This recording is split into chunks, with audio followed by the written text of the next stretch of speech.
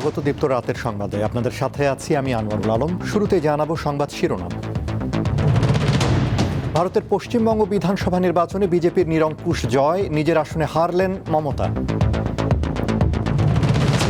যুক্তরাষ্ট্র বাংলাদেশ চুক্তির বৈধতা চ্যালেঞ্জ করে হাইকোর্টে রিট, চুক্তিতে ত্রুটি থাকার অভিযোগ। হাম উপসর্গে একদিনে সর্বোচ্চ 17 শিশুর প্রাণহানি, অপুষ্টি ও আইসিইউ সংকটে বাড়ছে মৃত্যু। রূপপুর পরমাণু বিদ্যুৎ কেন্দ্রের বাণিজ্যিক যাত্রার সময় লাগবে, বড় কারণ আন্তর্জাতিক প্রটোকল।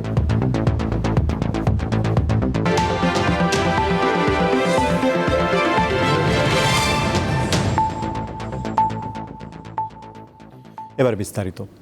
ভারতের পশ্চিমবঙ্গ বিধানসভা নির্বাচনে ক্ষমতাসীন তৃণমূল কংগ্রেসকে হারিয়ে প্রথমবারের মতো বিপুল ব্যবধানে জয়ী হয়েছে ভারতীয় জনতা পার্টি বিজেপি। রাজ্যের 294টি আসনের মধ্যে 266টির ফল ঘোষণা করা হয়েছে। এর মধ্যে 192টিতে জয়ী হয়েছে বিজেপি, আর তৃণমূল কংগ্রেস পেয়েছে 68টি আসন। নিজ আসন ভবানীপুরে হেরেছেন মুখ্যমন্ত্রী মমতা ব্যানার্জি।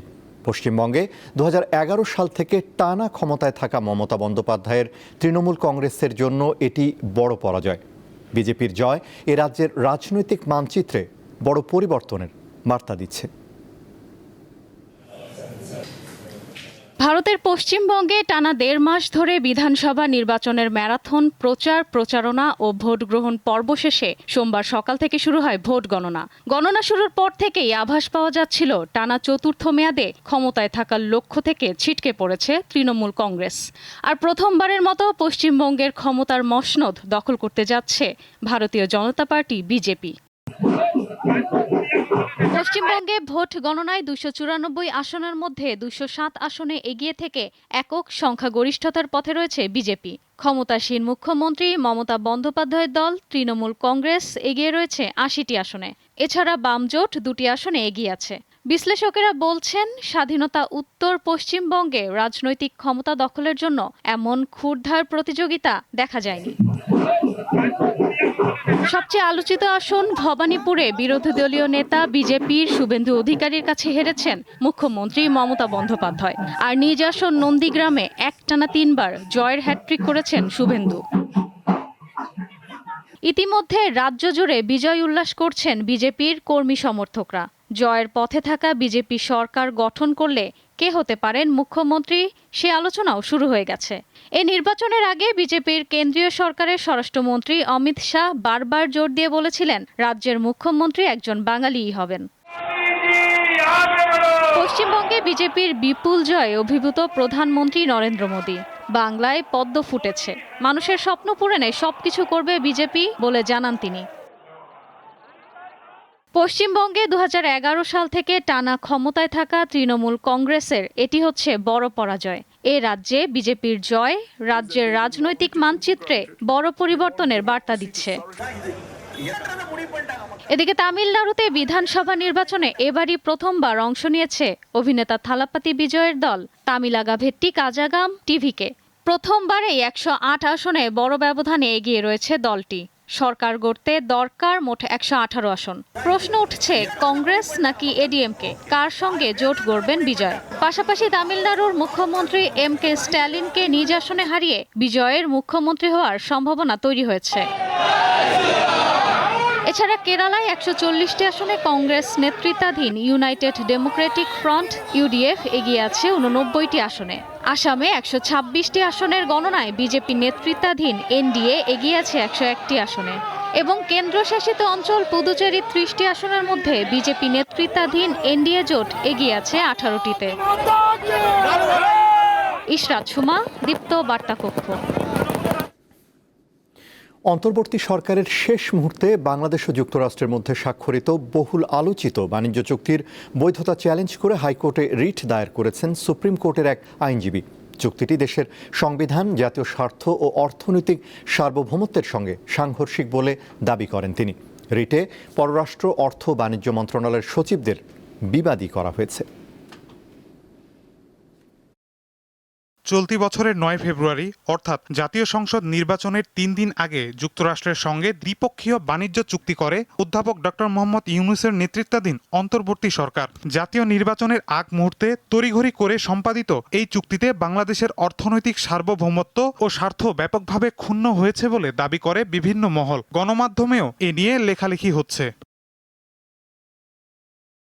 এরই ধারাবাহিকতায় সোমবার রিট দায়ের করেন সুপ্রিম কোর্টের আইনজীবী মঈনুল ইসলাম। অন্য একজন আইনজীবী তা আদালতে উপস্থাপন করেন। পরে গণমাধ্যমের সঙ্গে কথা বলেন রিটকারী। পার্টিকুলার যে কন্ট্রাক্ট এটার উপর একটা ইনজাংশন চেয়েছি গভর্নমেন্টের অবশ্যই এটা একটা পার্টি, এবং এই কন্ট্রাক্টটা যেন আর এক্সিকিউট না হয় এই বিষয়ে আমরা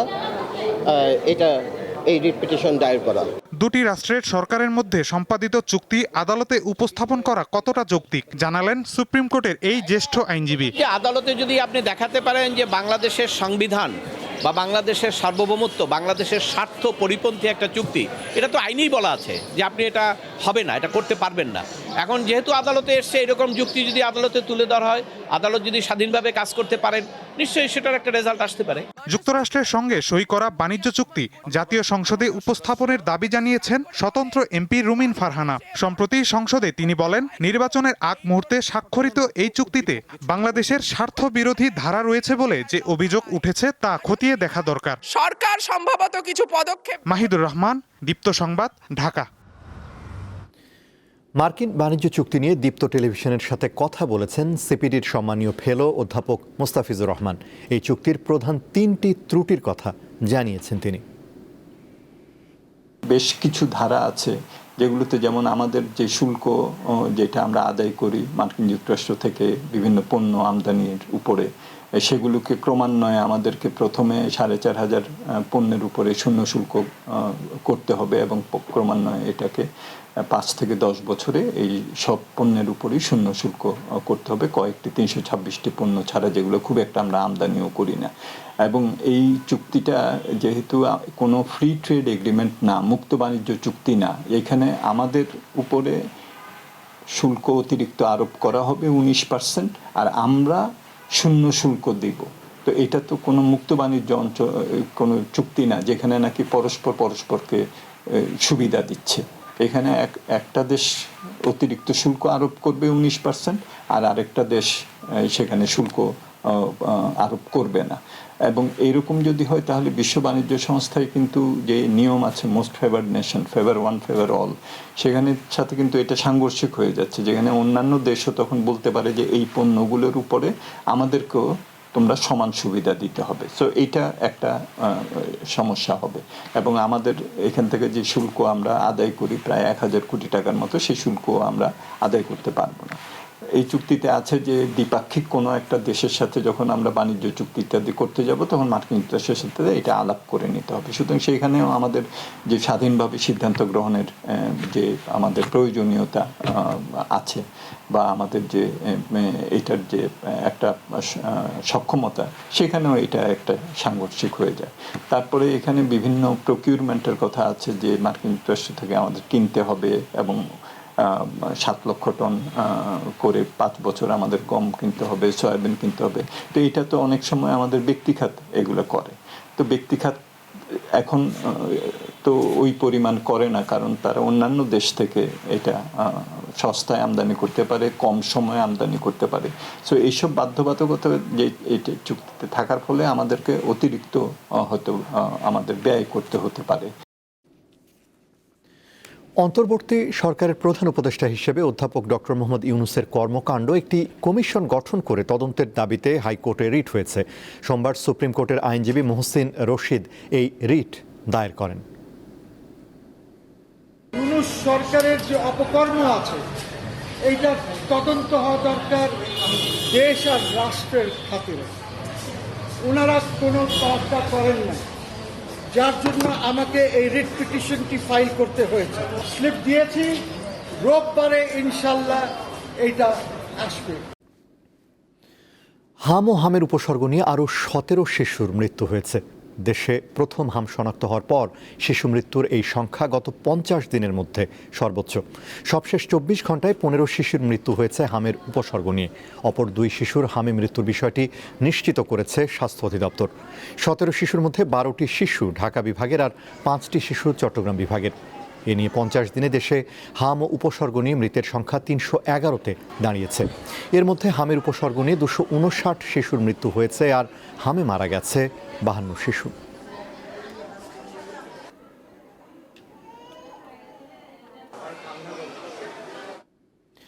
হামে মৃত্যুর মিছিল কমছেই না। বাংলাদেশে হামের এই পরিস্থিতিকে উচ্চ ঝুঁকিপূর্ণ হিসেবে চিহ্নিত করেছে বিশ্ব স্বাস্থ্য সংস্থা। চিকিৎসকরা বলছেন, মৃত্যুর অন্যতম কারণ অপুষ্টির পাশাপাশি আইসিইউ সংকট। তারা জানান, উপজেলা পর্যায়ে যদি আইসিইউ চালু রাখা যেত তাহলে অনেক শিশুর প্রাণ বাঁচানো সম্ভব হতো। গত 1.5 মাসে হাম এবং হামের উপসর্গ নিয়ে প্রায় 250 শিশু মারা গেছে, যাদের অধিকাংশই নিউমোনিয়ায় আক্রান্ত। চিকিৎসকরা বলছেন, এদের জন্য প্রয়োজন ছিল আইসিইউ। কিন্তু দেশের সরকারি হাসপাতালগুলোতে শিশুদের জন্য প্রয়োজনীয় আইসিইউ না থাকা এবং থাকলেও তার জন্য পূর্ণাঙ্গ ব্যবস্থা না থাকাই শিশু মৃত্যুর অন্যতম কারণ।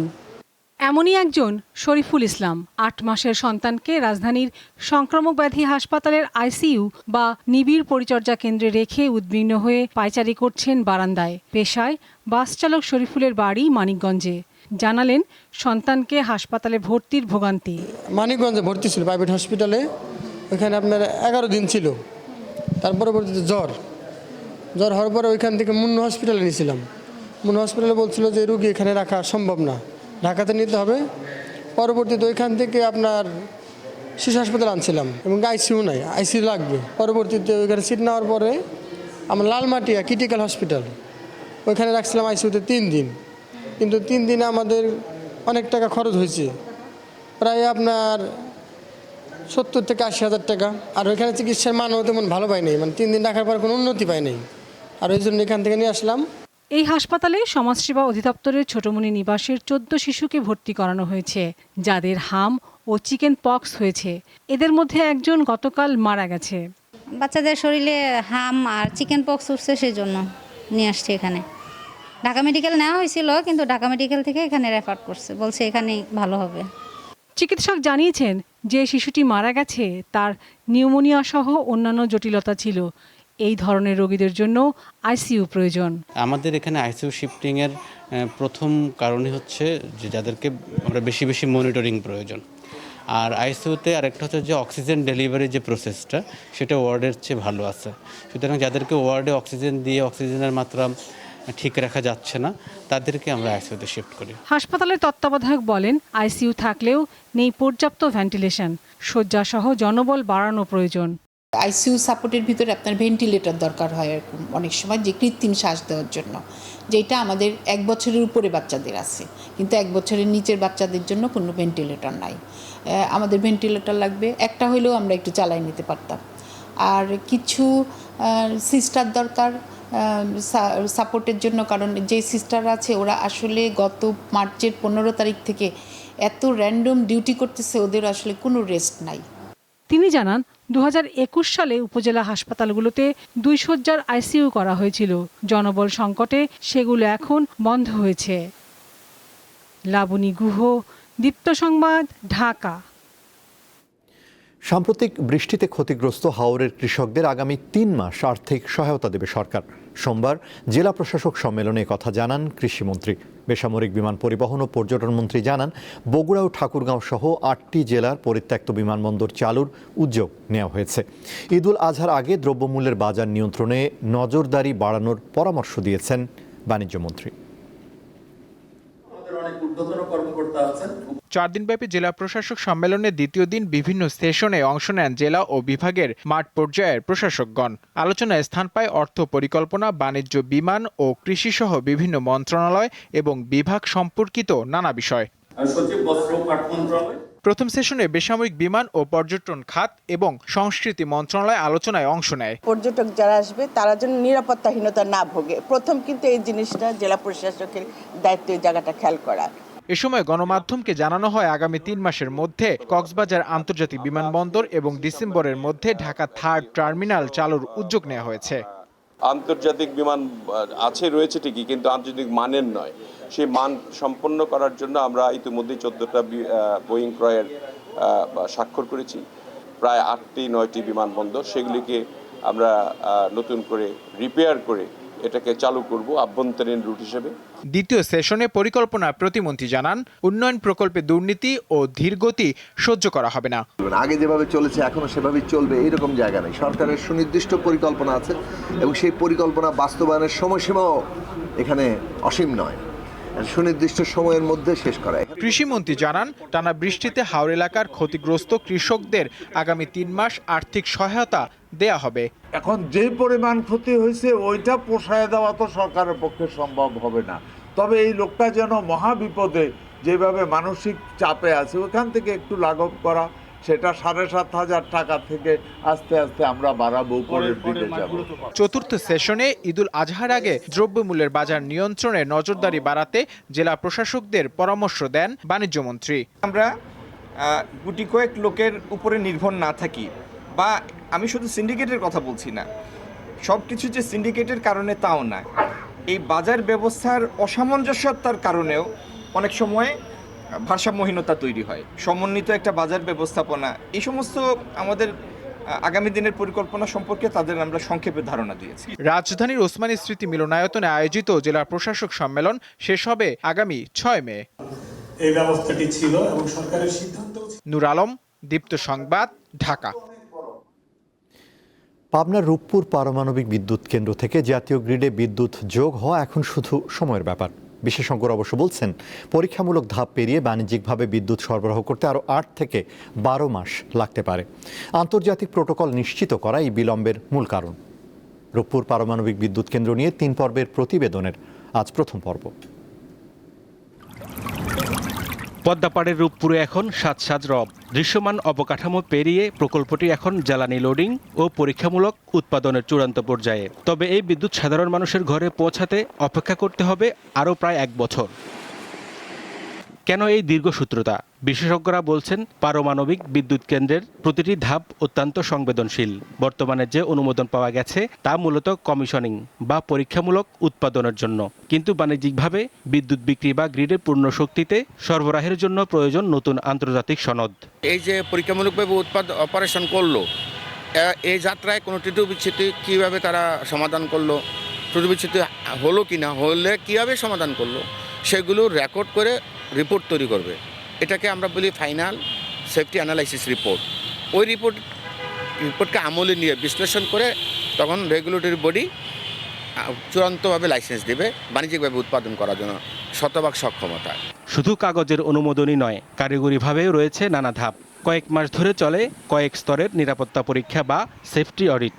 রিঅ্যাক্টরের ভেতরের চেইন রিঅ্যাকশন নিয়ন্ত্রণ থেকে শুরু করে টারবাইন ও গ্রিড সিনক্রোনাইজেশন, প্রতিটি ক্ষেত্রে নিখুঁত ফলাফল নিশ্চিত করতে হয়। এই দীর্ঘ পরীক্ষা নিরীক্ষার যে প্রক্রিয়াটা, যে 8 মাস হোক, 10 মাস হোক, 12 মাস হোক, এটা খুবই সেন্সিটিভ, খুবই ক্রিটিক্যাল, কারণ এটাই হবে চূড়ান্ত শেষ পরীক্ষা নিরীক্ষা। প্রকিউরমেন্ট প্রসেসগুলো যেগুলো আরও জিনিস কেনার বা আরও ইন্টারনাল অনেকগুলো বিষয় থাকে, এগুলো প্রপার টাইমিং করতে পারতেছে কিনা, এটার সাথে অন্য একটা বিষয় ওই এক্সটার্নাল যে সাপোর্ট সিস্টেম সবগুলো জড়িত। সুতরাং এইটা আমি মনে করি যে এখানে ম্যানেজমেন্টের একটা বড় গভর্নেন্স ইস্যুটা আমাদের একটা বড় ইস্যু হয়ে দাঁড়াইতে পারে। এছাড়া সঞ্চালন লাইনের সক্ষমতা এবং গ্রিড স্ট্যাবিলিটিও একটি বড় ইস্যু। রূপপুরের বিশাল পরিমাণ বিদ্যুৎ নিতে গ্রিড কতটা প্রস্তুত তা আগামী 8 থেকে 12 মাসের মধ্যে পরীক্ষা করে দেখা হবে। রূপপুর পারমাণবিক বিদ্যুৎ কেন্দ্রের সফল যাত্রা বাংলাদেশের জ্বালানি নিরাপত্তা ও অর্থনৈতিক প্রবৃদ্ধির সমীকরণে একটি নতুন মাত্রা যুক্ত করল। এখন কেবল সেই ক্ষণটির অপেক্ষা, যখন রূপপুরের বিদ্যুৎ সমৃদ্ধ করবে দেশের জাতীয় গ্রিড। হেদায়েতুল্লাহ সীমান্ত, দীপ্ত সংবাদ, ঢাকা। আমানত ফেরত পেতে চট্টগ্রামের আগ্রাবাদে 5টি ব্যাংকের শাখা বন্ধ করে দিয়েছেন আমানতকারীরা। সোমবার দ্বিতীয় দিনের মতো বিক্ষোভকালে ব্যাংক কর্মকর্তাদের বের করে দেন বিক্ষোভকারীরা। অন্তর্বর্তী সরকার Exim, Union, First Security, Global ও সোশ্যাল ইসলামী ব্যাংককে একীভূত করলেও মূলধন ফেরত পাননি আমানতকারীরা। সোমবার সকাল 10টার দিকে মিছিল নিয়ে চট্টগ্রামের বাণিজ্যিক এলাকা আগ্রাবাদ এলাকায় যান এক্সিম ব্যাংকের আমানতকারীরা। ব্যাংকের ভেতরে ঢুকে বিক্ষোভে ফেটে পড়েন সবাই। বাকবিতণ্ডার পর একে একে বের করে দেওয়া হয় কর্মকর্তাদের। থমকে যায় ব্যাংকের স্বাভাবিক কার্যক্রম। আমানতকারীদের অভিযোগ, টাকা না পেয়ে প্রায় 2 বছর ধরে সীমাহীন কষ্টে এমন পদক্ষেপ নিতে বাধ্য হয়েছেন তারা। জমানো লাখ লাখ টাকা নিয়ে উদ্বেগ আর আতঙ্কে দিন কাটছে তাদের। এখন আর কোনো কথা চলবে না, আমাদের দরজার বাঁধ ভেঙে গেছে, এখন শুধু চলবে তালা কর্মসূচি সারা বাংলাদেশ জুড়ে। এয়ার কার্ড নামে কালোয়ান বাজে ব্যাংক লেনদেন স্বাভাবিক চাই। আমরা ব্যাংক থেকে একদিনে টাকা তুলতে আসিনি, আমরা ব্যাংকে দাঁড় করিয়ে দিব, বাট আমাদের লেনদেন স্বাভাবিক করেন, আমাদের হেয়ার কার্ড বাতিল করেন। সম্মিলিত 5টা ইসলামিক ব্যাংকে যখন এক করেছেন, আপনাদের দায়িত্ব আপনারা আমাদের আমানতের সুরক্ষা দেন। এক্সিম ব্যাংকের পর ইউনিয়ন ব্যাংক, ফার্স্ট সিকিউরিটি ইসলামী ব্যাংক, গ্লোবাল ও সোশ্যাল ইসলামী ব্যাংকের স্টাফদের বের করে ব্যাংকে তালা ঝুলিয়ে দেন আমানতকারীরা।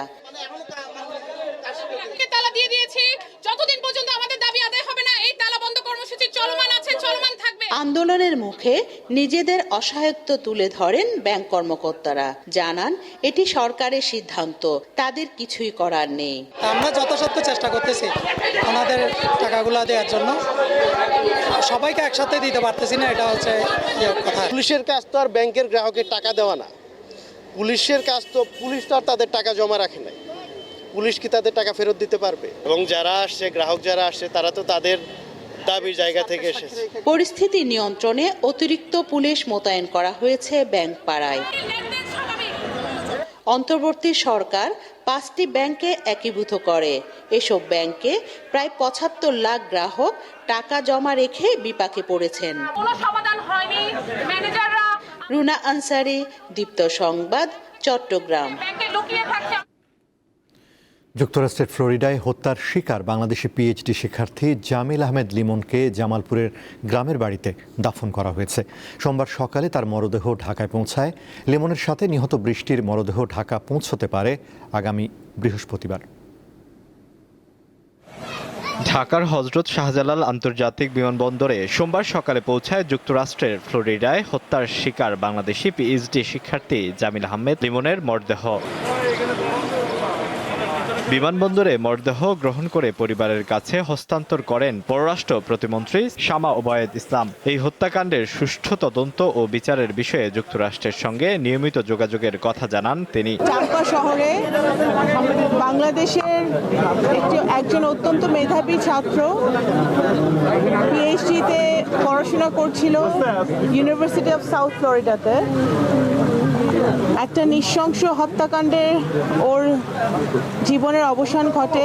পরে মরদেহ দাফনের জন্য জামালপুরের মাদারগঞ্জে লিমনের নিজ বাড়িতে নেওয়া হয়। মাগরিব নামাজের পর জানাজা ও দাফন সম্পূর্ণ হয়।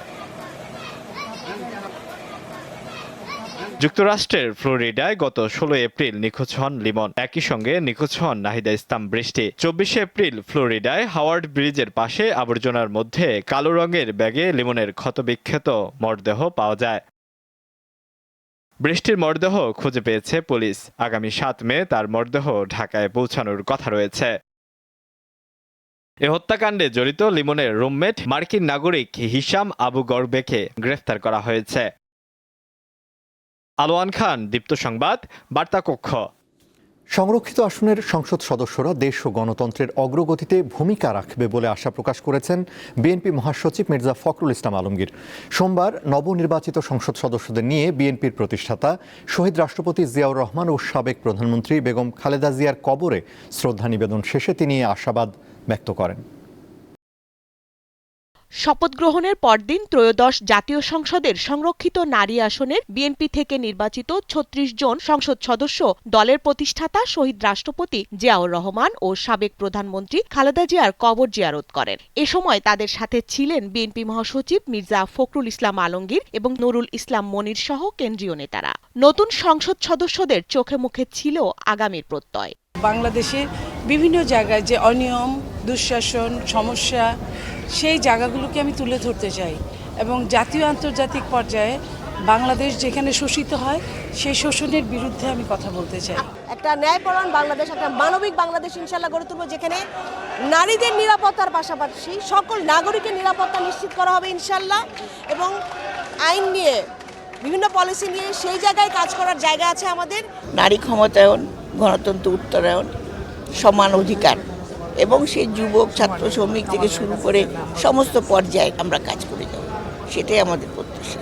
গণমাধ্যমের সাথে আলাপকালে তারা নারীর অধিকার রক্ষা এবং সামাজিক বৈষম্য দূর করার ওপর গুরুত্ব আরোপ করেন। মাদক, সন্ত্রাস, যে যার মধ্য দিয়ে আমরা নারীরা, শিশুরা সবচেয়ে বেশি আক্রান্ত হচ্ছি, তার প্রতি অবশ্যই দৃষ্টি রাখবো এবং দুর্নীতি যেভাবে সমাজকে একেবারে নিম্ন পর্যায়ে গিয়ে ধরে ফেলেছে, সেই দুর্নীতির বিরুদ্ধে প্রতিরোধ গড়ে তোলার ইচ্ছা আছে।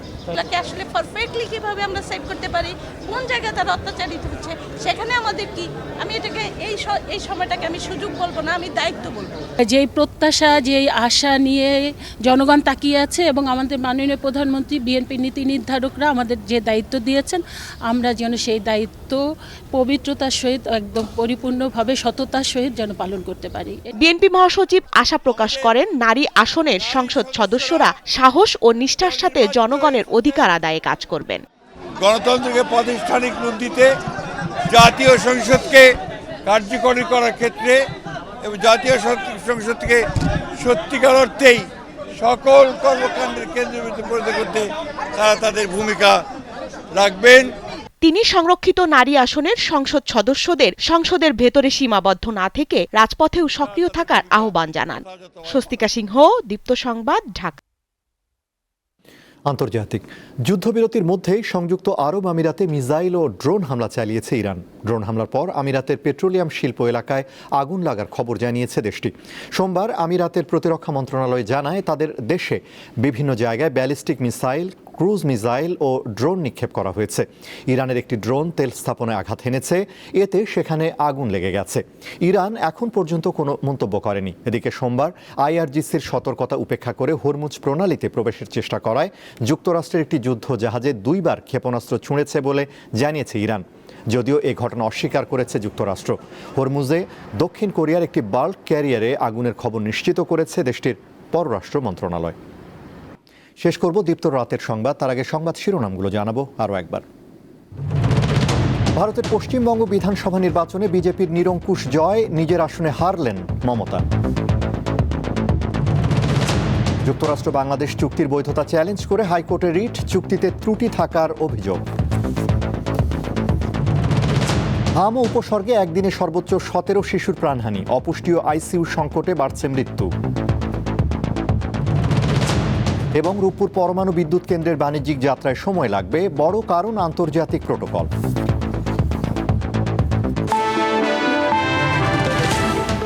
এই ছিল এখনকার মতো। এছাড়া আরও তথ্য বিনোদনের খবর পেতে যুক্ত থাকুন দীপ্ত টিভির ডিজিটাল প্ল্যাটফর্মগুলোতে। ধন্যবাদ।